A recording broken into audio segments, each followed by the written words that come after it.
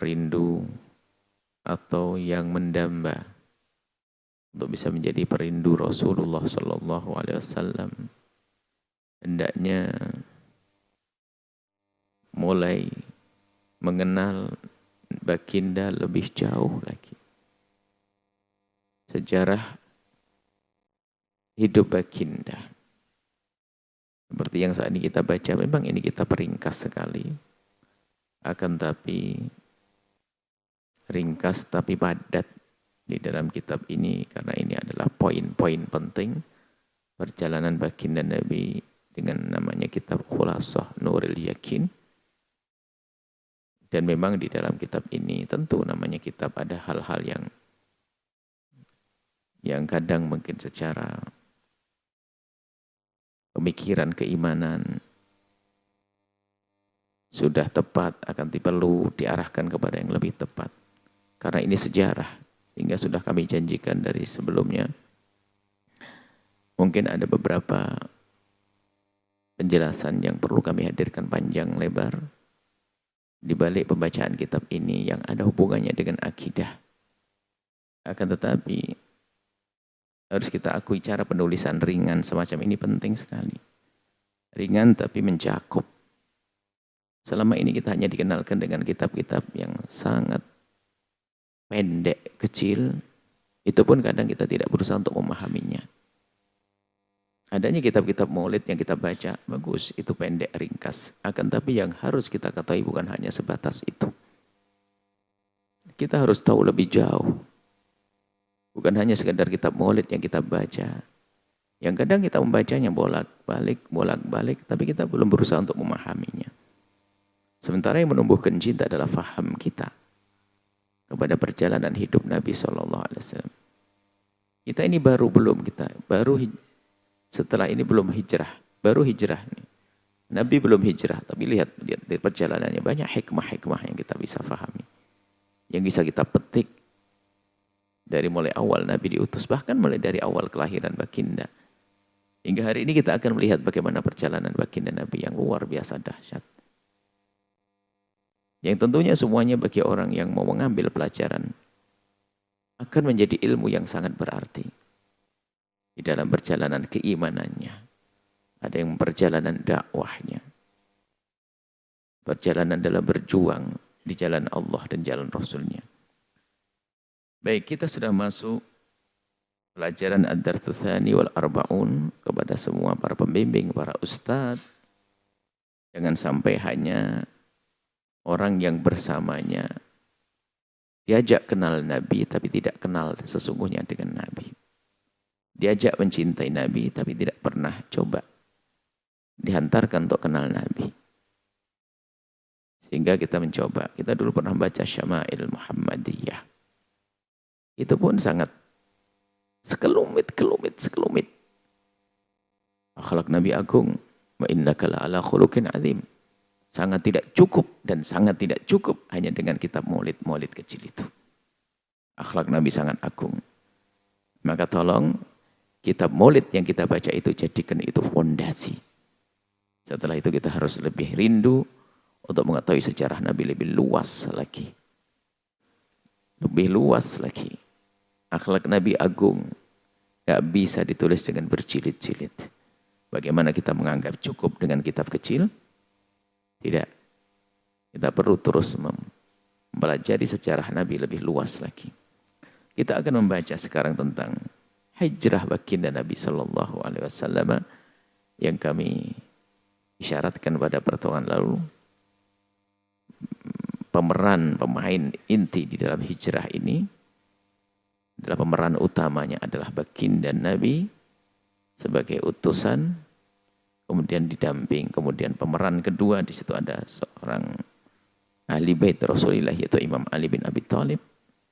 Kemudian yang ketiga adalah Sayyiduna Abu Bakar As-Siddiq sebagai sahabat Nabi Sallallahu Alaihi Wasallam yang ternyata model inilah yang ternyata adalah pilar-pilar dalam kita berakidah.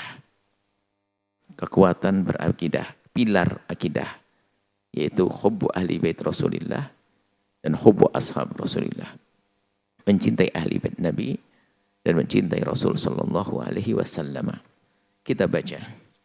Tawajjah Rasul ila Abi Bakrin. Hijratul Mustafa sallallahu alaihi wasallam, hijrahnya baginda Nabi Muhammad sallallahu alaihi wasallam. Tawajjah Rasul, kemudian baginda Nabi menuju ila Abi Bakrin, kepada Sayyidina Abu Bakar Siddiq, mendatangi. Wa a'lamahu bi amrillah, memberitahu tentang perintah Allah yang Allah perintahkan kepada baginda Nabi. Perintah untuk hijrah. Jadi Nabi hijrah sesuai dengan petunjuk. Biarpun sudah mendengar berita bahwasanya di Madinah orang-orang pada menanti Nabi, orang akan menyambut Nabi, Nabi belum bisa berangkat kecuali ada perintah. Dan Sayyidina Abu Bakar yang menunda keberangkatannya bersama para rombongan yang sebelumnya, memang di dalam hatinya harapan tersembunyi. Semoga justru keterlambatanku untuk berangkat bersama rombongan karena aku akan berangkat dengan baginda Nabi sallallahu alaihi wasallam. Dan yang tersembunyi di dalam hatinya, Allah Maha tahu, dikabullah. Wahyu turun, perintah kepada baginda Nabi untuk hijrah.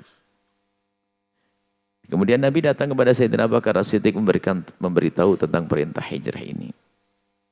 Dan baginda fasa'alahu Abu Bakrin as-suhbata. Rindu untuk menyertai baginda, Abu Bakar meminta kepada baginda untuk menemaninya. Fasalahu, kemudian mintalah kepada baginda, siapa? Sayyidina Abu Bakar As-Siddiq as-suhbata, untuk menjadi teman baginda. Faqala na'am, dan dijawab oleh Nabi, na'am, girang, gembira. Sehingga Sayyidina Abu Bakar As-Siddiq mempersiapkan semuanya. Mulai dari kendaraan yang akan dikendarai. Kemudian siapa penunjuk jalannya. Putri-putrinya untuk mempersiapkan. Anak laki-lakinya untuk bisa menjadi pengontrol keadaan. Sampai pengembala kambingnya yang akan dijadikan pengaman jalan. Untuk mengkelabui orang-orang. Supaya tidak ada yang melihat jejak baginda dengan kambing-kambing yang digembalakan di bekas kakinya baginda Nabi sallallahu alaihi wasallam. Apakah setelah itu ada orang berani mengatakan Abu Bakar tidak tulus dengan Rasulullah? Isi lain Sayyidina Imam Ali bin Abi Thalib, taruhannya nyawa bagaimana? Ini berhadapan dengan orang yang sudah siap dengan pedangnya ingin menebas baginda. Baginda keluar dari rumah beliau. Sayyidina Imam Ali diperintahkan Nabi untuk menempati tempat tidurnya. Supaya orang-orang yang ada di luar nanti tidak tetap merasa bahwa Nabi ada di dalamnya. Coba kalau orang berpikir, ini saya jadi tumbal, kan begitu ya. Saya jadi tumbal ini. Kalau nanti datang ke sini tertaunya nggak nemuin Nabi, marah, saya akan dibunuh. Dan ini adalah dipilih dari pemuda-pemuda terkuat di kabilahnya. Kalau mukul orang langsung pental, langsung jatuh gitu ibaratnya. Tunggu di hadapan, dia menunggu di depan rumah baginda Nabi sallallahu alaihi wasallam. Ini ada gambaran ilustrasi tentang bagaimana sebelum hijrah Nabi. Jadi hijrah Nabi bukan seperti ustadz hari ini disuruh tugas sama gurunya. Wah, pakai mobil enak, nah, makan enak. Bukan, sembunyi-sembunyi. Nah, disuruh sama gurunya berjuang dakwah. Di sana sudah sembelih kambing. Masih ogah-ogahan ini. Ini lihat, ini perlu kita mengambil sisi lain daripada perjuangan Nabi SAW yang memang tidak enak-enakan. Penuh dengan luka yakni dan seterusnya yakni. Tsumma hayya'a. Akhirnya mempersiapkanlah Sayyidina Abu Bakar Siddiq rahilataini, 2 kendaraan, 2 onta. Dikasih makan, disiapkan. Disafarihima untuk keluar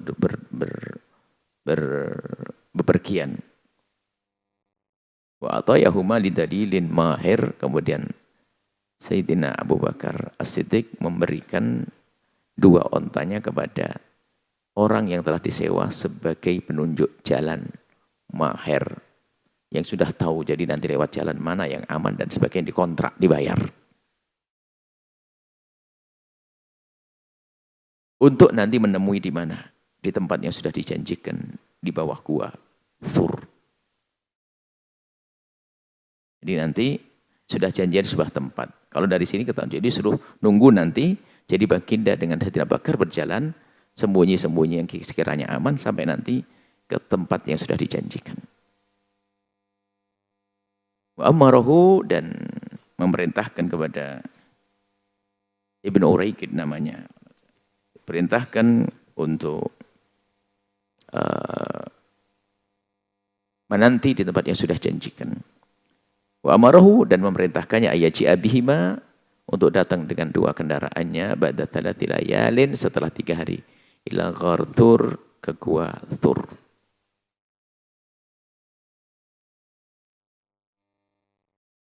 Sini tidak disebutkan namanya, ya. Kalau sejarah menyebutnya adalah Ibnu Uraikid. Kemudian kita akan baca selanjutnya. Fa fil lailatil lati azama fiha 'ala al-khuruj. Allah memerintahkan kepada baginda dan Nabi untuk keluar.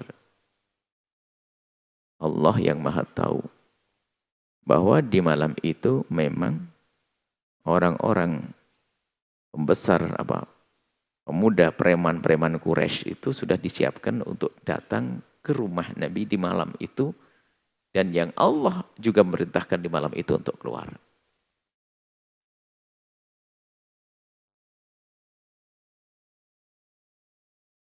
Fi lailatil lati azama fiha lil khuruj, di malam yang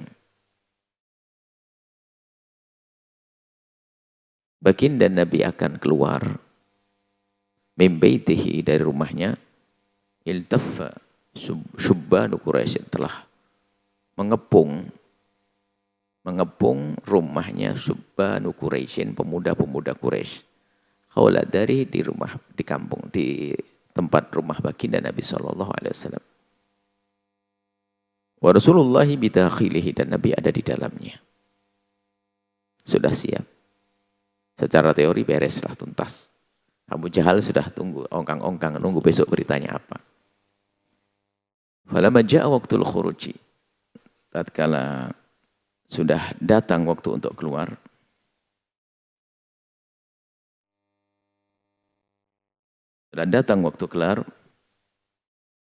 kita baca satu tagline yang berbunyi,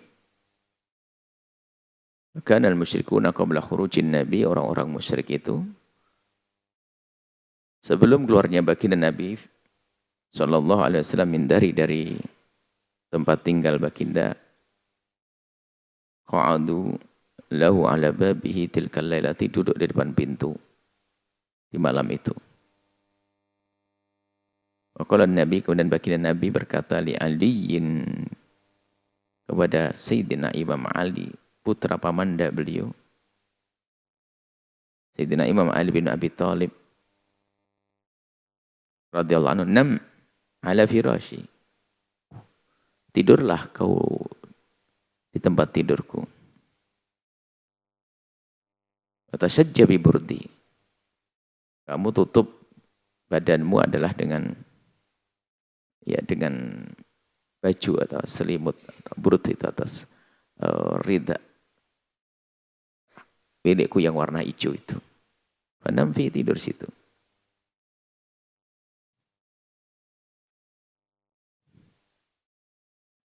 Nabi mengatakan fa innahu lan yakhlusa ilaika syai'un takrahu minhum.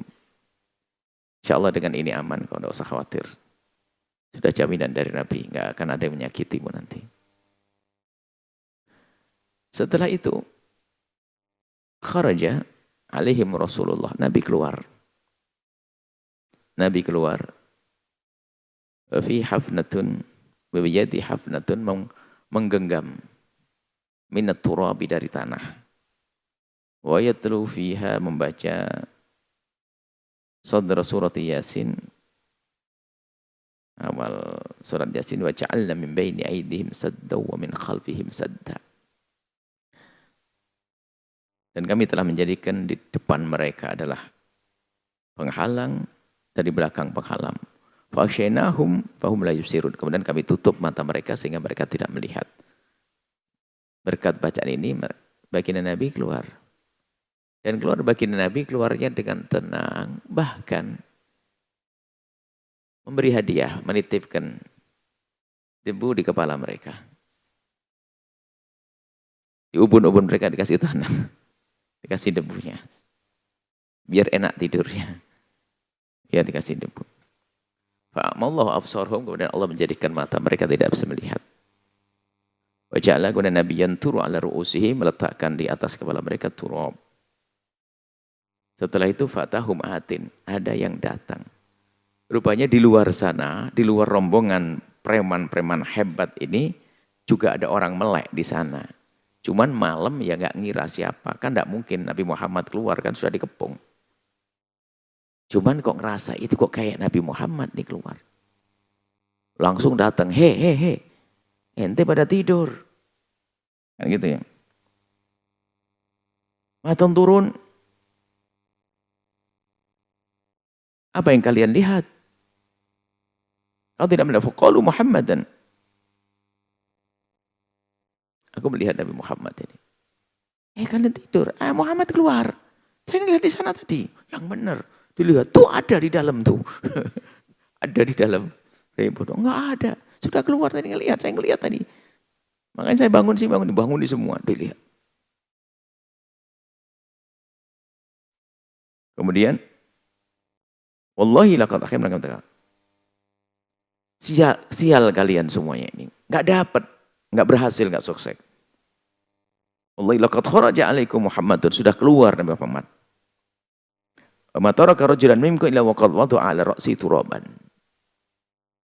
Dan dia tidak meninggalkan orang kecuali telah diletakkan di atas kepalanya debu. Tafaqadu, kemudian mereka orang-orang pada megang kepalanya, betul ada debunya. Benar nih, berarti ada yang naruh tadi. Wah, gimana ini?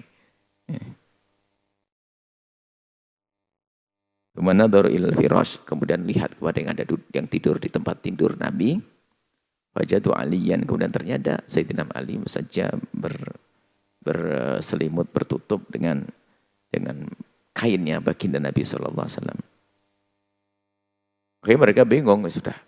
Dan oleh Allah sudah dialihkan, sudah dijanjikan oleh Nabi yang tidak berbicara dan wahyu, bahasanya aman-aman saja. Sudah.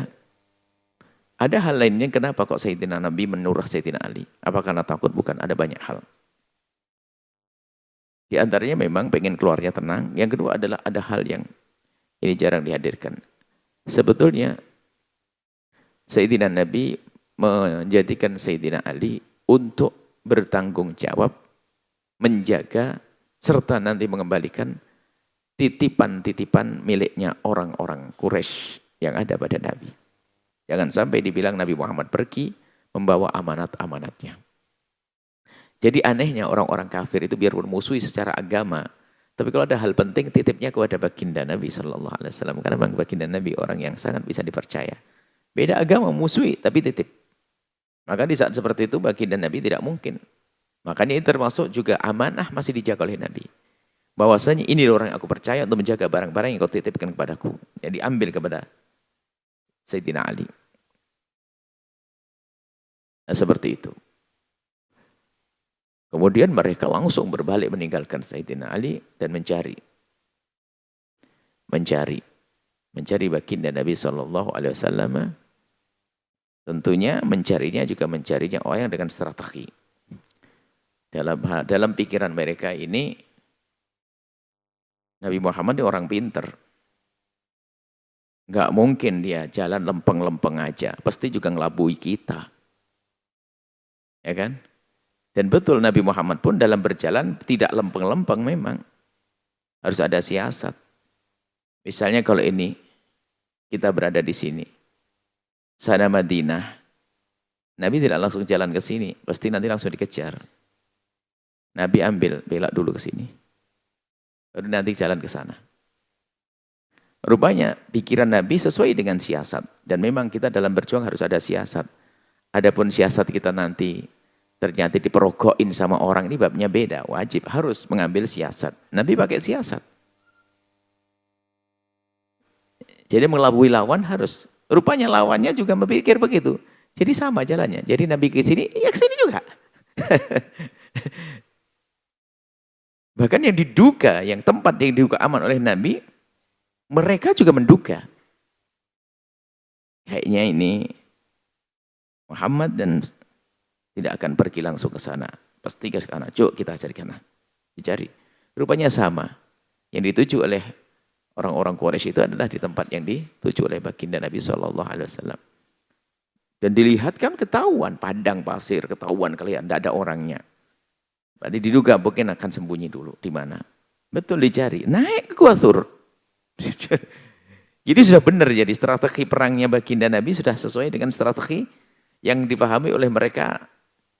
Jadi mereka sampai, bayangkan. Naik. Sudah ke Gua Thur. Dan lihat, Gua Thur dicari-cari, lihat. Sampai Sayyidina Abu Bakar itu yang dibawa itu, Sayyidina Abu Bakar itu menangis. Sayyidina Abu Bakar menangis, ya Rasulullah. Kalau seandainya mereka ngelirik ke kakinya sendiri saja kelihatan kita. Jadi kita apa? Beliau, Sayyidina Nabi ada di bawah kakinya langsung. Cuman Allah telah mengutus binatang-binatang yang ada di situ. Mulai dari laba-labanya, telah membuat rumah merajut rumahnya. Kemudian merpati juga tenang, burung-burung tenang di tempat tersebut. Sehingga mereka itu juga berpikir cerdas juga. Kalau tempat laba-labanya utuh, tuh burungnya tenang, berarti nggak ada apa-apanya. Sudah, langsung ditinggal lah. Jadi makanya ini menunjukkan bahwasanya di dalam berjuang, cara zahir harus kita tempuh. Biarpun ternyata yang menjadikan dasar adalah tetap pertolongan dari Allah. Nggak boleh sok kayak tawakal-tawakalan. Biasanya hari ini orang sok tawakal palsu. Tawakal. Ya ada, usaha harus ada. Kita dengan Allah, sama Allah. Yang penting dengan Allah, usaha juga. Ada model orang tawakal ini pernah ditegur oleh Nabi. Orang kaya tawakal, congkak dia. Datang ke masjid Nabi, ontanya dibiarkan begitu saja. Lalu Nabi bertanya, ontamu tidak kamu ikat? Kami tawakal ya Rasulullah. Ya salam. Ini orang kok sok banget. Iqil fatawakal. Ikat baru tawakal. Bukan begitu, makanya nggak ada. Makanya kita berusaha untuk menjaga kesehatan. Jangan tawakal minum racun, ya gila dia. Tawakal. Kalau nggak bakal mati, ya nggak mati, nggak ada begitu.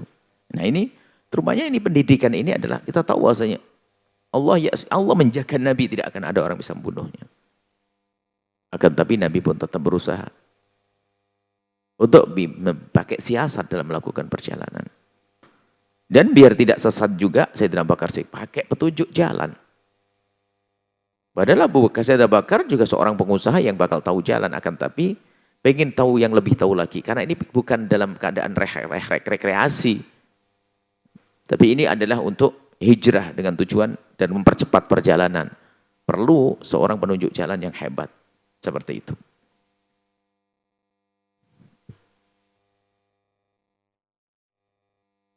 Kemudian sampailah mereka orang-orang baginda Nabi sembunyi di Gua Hira, di Gua Thur. Hanya mereka orang-orang Quraisy melewati. Tapi fa'amallahu absarahum. Allah juga menjadikan mereka tidak bisa melihat. Wa alhamallahu al-ankabut. Allah telah mengilhami laba-laba. Fanasajat ala famil ghar. Ternyata dengan cepat membuat rumah di pintu gua. Wa hamamataini fa'asyashata. Ada dua merpati ternyata juga membuat sarang ala famihi di depan gua. Jadi orang cerdas itu memang mengamati. Cukup begitu, wah ini nggak usah pakai masuk dah. Cukup ada merpati berarti nggak ada orangnya. Melihat dengan tanda. Ya. Berarti ini justru di sini menunjukkan bahwasanya kesuksesanmu dalam berjuang bukan kehebatanmu. Allah. Jangan sampai seorang ustadz mentang-mentang ceramah hebat, ilmunya banyak, pandai berbicara. Wah, lupa mengadu kepada Allah Subhanahu wa taala. Ini yang diingatkan oleh Imam Nawawi rahimahullah taala. Siapapun jangan lupa dalam menggapai tujuan separuh perjalanannya harus dengan Allah. Separuh dengan usaha semaksimal mungkin. Makanya jangan sampai hanya ngajar dengan ilmunya, dengan kehebatan lesannya, tapi lupa ngadu kepada Allah. Maka Imam Nawawi mengatakan, sholat 2 rakaat sebelum berangkat, ngajar orang, atau sholat 2 rakaat di majelis, jika itu masjid, sekalian tahiyatul masjid. Lalu doakan orang, separuh perjalanan. Dalam menggapai kesuksesan adalah dengan Allah. Jangan hanya mengandalkan kecerdasan, kehebatanmu. Ini dicontohkan. Perjalanan baginda Nabi, lihat. Tidak cukup dengan strategi zahir. Strategi zahirnya ternyata juga diketahui oleh orang kafir kan. Pengen mengelabui, tapi yang dikelabui tahu juga, oh ke sana kayaknya. Diduga. Ternyata keselamatan adalah atas pertolongan Allah dengan 2 merpati dan laba-laba. Kabur semuanya. Hanya dengan laba-laba. Yang sangat lemah. Bukankah rumah yang paling lemah adalah rumah laba-laba? Adakah rumah yang lebih lemah dari rumah laba-laba? Baik. Fi sahihain disebut dalam kitab Imam Bukhari Muslim menyebutkan satu kisah min hadithi Anas bin Malik dari Sayyidina Anas bin Malik. Abu Bakar Siddiq dari Sayyidina Abu Bakar Siddiq radhiyallahu ta'ala anhu qala, beliau berkata, "Nadhartu ila akdamil musyrikin." Di Kuwathur aku ngelihat kaki-kaki orang musyrikin. Wa nahnu fil ghar, kita di dalam gua. Wa hum ala ru'usina, di atas kepala kita persis. Faqultu ya Rasulullah, ya Rasulullah, law anna ahadahum nadhar ila qadamaihi, kalau ada salah satu mereka tuh noleh ke kakinya, la absorona, niscaya akan melihat kami. Tahta qadamaihi, kita di bawah kakinya. Ketakutan saya nampak. Qala ya Abu Bakrin, wahai Abu Bakar, ma dhannuka bithnaini, Allahu thalithuhuma. Kamu takut? Coba apa yang kau yakini, apa yang ada di hatimu. Kira-kira yang sekarang lagi takut kan? Coba kamu renungi. Kita berdua, yang ketiga adalah Allah yang Maha Kuasa. Gimana? Hilang takutnya langsung. Ingat bahasanya, ada Allah. Dan banyak kisah di balik ini tentang keunikan Sayyidina Abu Bakar As-Siddiq, tentunya ditulis buku sejarah. Dan sangat masuk akal kalau kita lihat kecintaan Sayyidina Abu Bakar As-Siddiq, bahwa sebelum masuk ke gua baginda Nabi, Sayyidina Abu Bakar dulu. Sayyidina Abu Bakar mencoba melihat gua itu, khawatir ada suatu hal yang tidak menginginkan. Takut ada binatang buas dan sebagainya. Sayyidina Abu Bakar dulu masuk dulu. Kalau ada apa-apa, beliau yang kena duluan. Seperti itu. Hingga rupanya ada beberapa lubang-lubang karena guanya bukan gua. Kita belum sempat nyampe ya. Karena kami sudah nyampe ke gua Hira. Itu tinggi gua Hira. Jalan lumayan. Gua Thur lebih tinggi lagi. Jadi kayaknya itu belum naik sudah malas duluan sudah. Dan banyak orang-orang mencoba ke sana. Insya Allah setelah kita baca sejarah kayaknya pengen naik ke sana kayak apa. Gua Thur, Gua Thur. Di Jabal ini di Gua Thur ini. Kemudian Sayyidina Abu Bakar mencoba menutup lubang-lubang yang diduga ada binatang-binatang yang bakal mengganggu Nabi. Khawatir ada ularnya atau dan sebagainya. Lalu ada satu lubang yang memang tidak bisa ditutup lagi. Ditutup dengan badan bakin Sayyidina Abu Bakar As-Siddiq. Kemudian ditutup dengan anggota tubuhnya.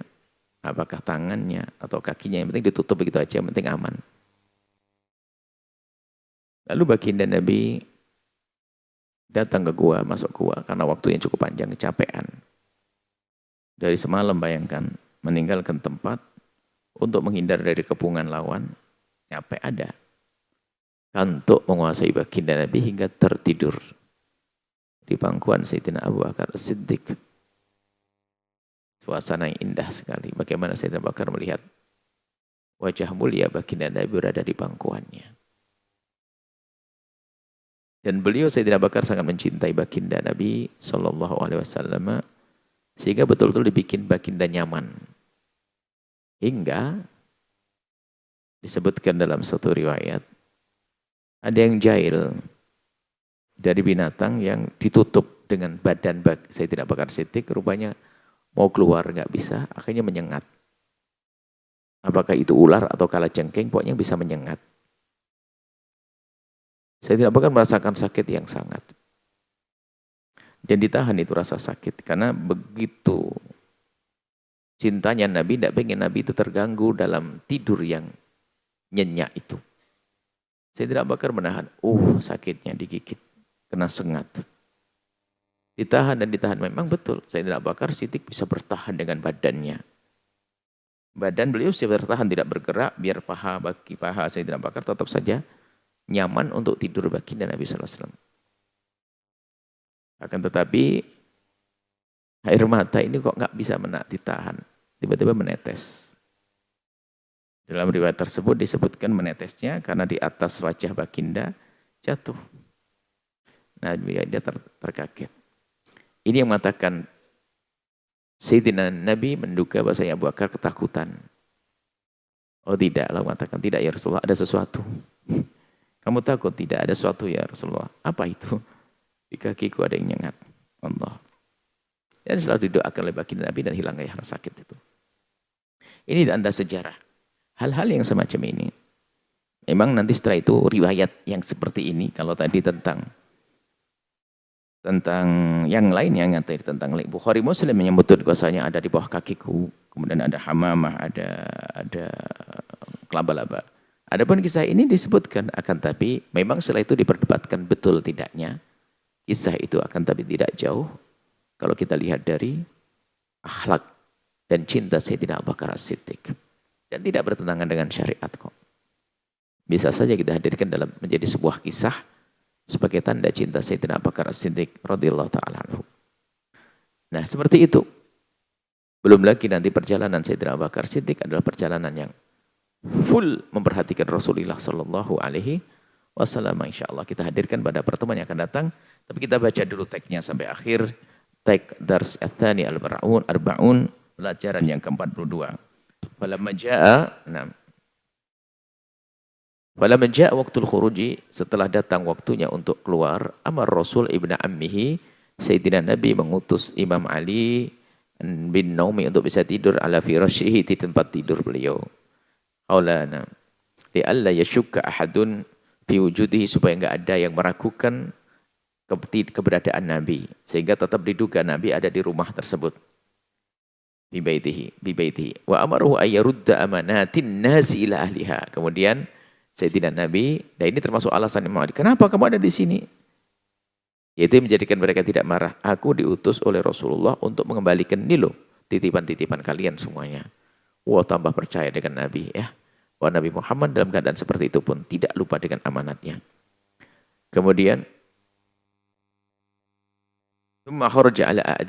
kemudian keluar melewati, melangkai musuh-musuh yang sudah mengepung rumahnya.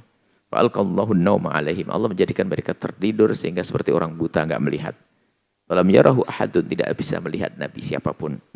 Tsumma taqabala ma Abu Bakrin, kemudian bertemu dengan Sayyidina Abu Bakar Siddiq. Fasara hatta wasala ghar Thawr, berjalan sampai ke Gua Thur. Waqtaba'a fihi, kemudian bersembunyi di tempat tersebut sampai 3 hari. Dan nanti ada kisah bagaimana Sayyidah Asma, kemudian juga Sayyidat Aisyah, kemudian juga beliau Abdurrahman bin Abi Bakar dan seterusnya. Sampai Sayyidah Asma yang mengirimkan sesuatu, sampai ingin mengirimkan makanan kepada baginda Nabi. Asma itu, karena rupanya makanan yang akan dikirim itu tidak ada pengikatnya. Khawatir nanti jatuh dan sebagainya. Ikat pinggangnya dirobek, sabuk kainnya dirobek. Ikan mengikat. Dilihat oleh Nabi, ini apa ini? Ini nitok. Ini nitok itu sabuk. Sehingga digelari Asma dzatu nitaqaini. Asma seorang perempuan yang punya 2 ikat pinggang yang dipakai ngikat makanan yang dikirim ke Rasulullah. Jadi gelar-gelarnya Asma Dzatun Nitaqaini. Nanti ada kisahnya insyaallah pada pertemuan yang datang. Kesimpulannya di sini tafaqa Rasulullah Abi Bakrin alal hijrati, sepakat Sayyidina Nabi dengan Abu Bakar untuk hijrah. Wa jahaza rahilataini, dan telah menyiapkan 2 kendaraan. Wa kharajan Nabi kemudian keluar min baiti dari rumahnya. Walam yarauhu, dan mereka tidak melihat. Hal tawassalahu wa sahibuhu, sampailah baginda Nabi dan sahabat beliau yaitu Abu Bakar, ila ghadi thawrin, ke gua Thawr, wa khtaba'a fihi, lalu bersembunyi di gua tersebut. Dan insyaallah pertemuan yang akan datang kita akan melanjutkan tentang kisah bagaimana mereka dengan Imam Ali, ya insyaallah pertemuan yang datang. Wallahu a'lam bissawab.